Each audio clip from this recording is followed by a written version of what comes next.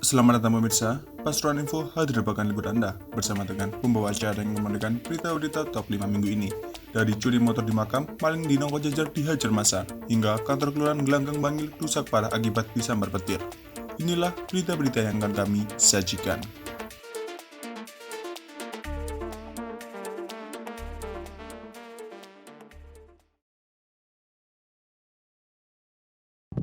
Seorang pria tanpa identitas ditemukan di perairan Pasuruan. Pria dengan ciri-ciri mempunyai rambut hitam ini ditemukan nelayan di sekitar PLTG Grati, Kabupaten Pasuruan. Menurut Kasat Polairut, AKP Winardi, mayat ini ditemukan saat nelayan hendak pergi melaut pada Minggu 5 Februari sekitar pukul 5 sore. Mengetahui hal tersebut, seorang nelayan langsung melaporkan kejadian ini ke pihak kepolisian. Mendapat laporan dari warga, pihak kepolisian Sat Polairut Polres Pasuruan mendatangi lokasi penemuan mayat di tengah laut pada pukul 10.30 siang, Senin 6 Februari. Lalu, pada pukul 11.30 siang, pihak kepolisian berhasil mengevakuasi dan mendaratkan mayat di pelabuhan kota Pasuruan. Winardi juga belum mengetahui asal-muasal mayat berjenis kelamin pria ini. Saat ditanya apakah mayat tersebut korban banjir, Winardi tak mau menjawab. Setelah dievakuasi, mayat pria tersebut langsung diangkut dengan mobil ambulans dari BPBD Kota Pasuruan. Selanjutnya, mayat langsung dibawa ke RSUD Dr. Sudarsono, Kota Pasuruan untuk dilakukan visum et repertum.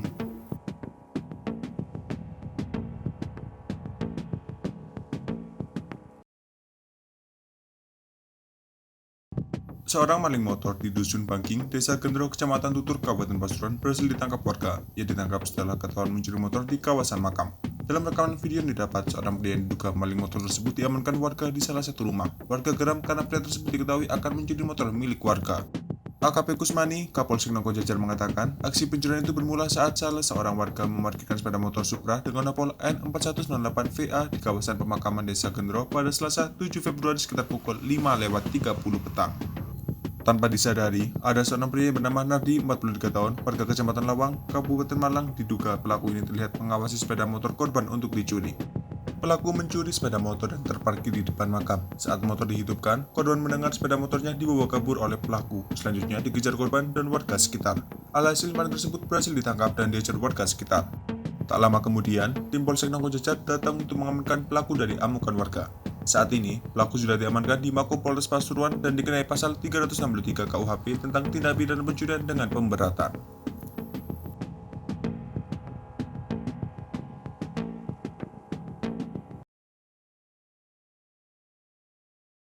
Hidup M. Zainal Arifin, warga Pandean, Kecamatan Rembang, berakhir di jalan. Lelaki 34 tahun itu meninggal dunia setelah kecelakaan yang dialaminya. Insiden tersebut terjadi Rabu 8 Februari sekitar pukul 17.15. Ketika itu korban hendak ke arah Gempol bersama rekannya M. Nafis Daniel, 17 tahun, warga Manarui, Kecamatan Bangil.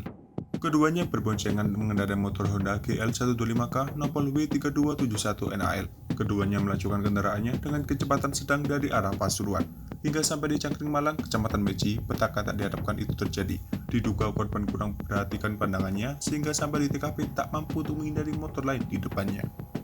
Alhasil, korban pun menabrak Honda Supra yang dikemudikan Sriani, 50 tahun, warga Trompo Asri, Kecamatan Jabon, Kabupaten Sidoarjo. Tabrakan keras dengan motor Nopol N6596 TCT itu membuat motor yang dikemudikan Zainal Arifin oleng dan masuk jalur berlawanan.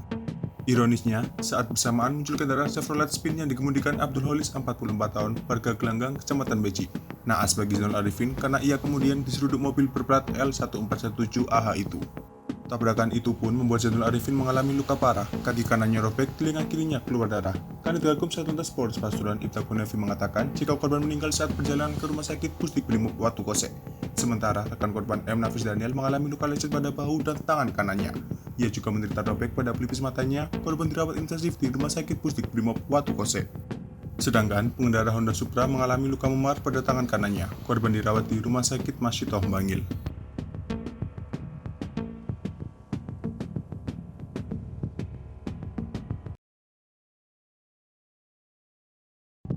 Hujan deras disertai petir mengguyur Kecamatan Bangil, Kabupaten Pasuruan. Akibatnya, balai kelurahan dan kantor kelurahan Gelanggang mengalami kerusakan.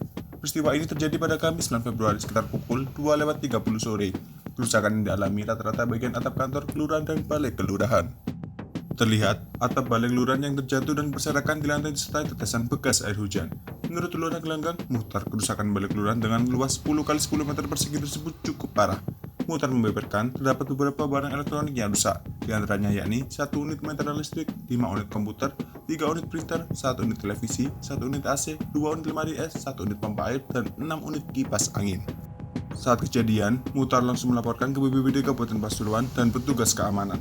Dia juga melaporkan ke KAPLN Unit Mangil untuk segera memperbaiki aliran listrik agar segera kembali normal. Sedangkan untuk perbaikan atap, pihaknya sedang menunggu petunjuk dari dinas terkait.